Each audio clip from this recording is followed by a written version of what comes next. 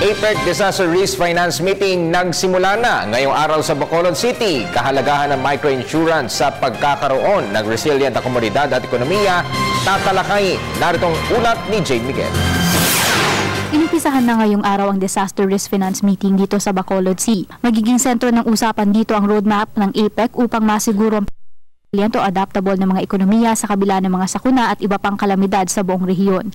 Ayon sa Insurance Commissioner sa bansa na si Emmanuel Dook, malaki ang papel ng microinsurance sa pagpapanatili ng katatagan, hindi lamang ng ekonomiya pati na rin ng mga komunidad at individual. Disaster prevention and mitigation and financial inclusion, where microinsurance is the principal tool in the insurance world.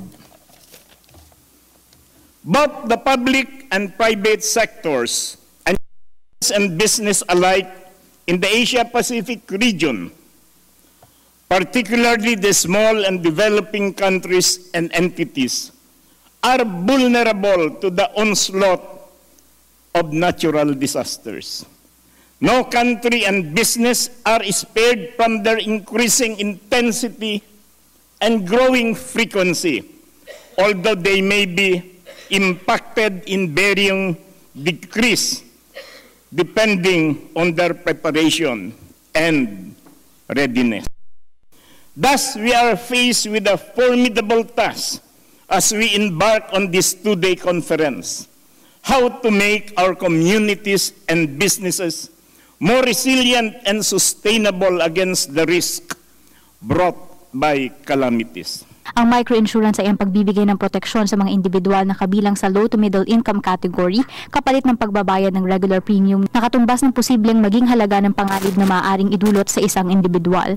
Base sa tala ng Asian Development Bank o ADB, 9 sa 10 namamatay dahil sa sakuna ay nanggagaling sa low income families. Ayon naman kay Dook, ang microinsurance ay isa ring kasangkapan para maabot natin ang financial inclusion at financial security ng bawat individual at komunidad maging anuman ang kanilang economic status.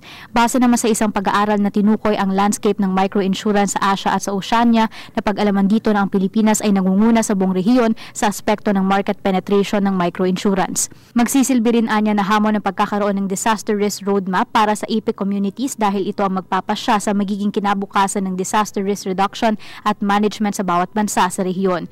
Ayon kay Aro na isang principal financial sector specialist ng ADB, isa itong patunay na epektibo ang microinsurance sa bansa.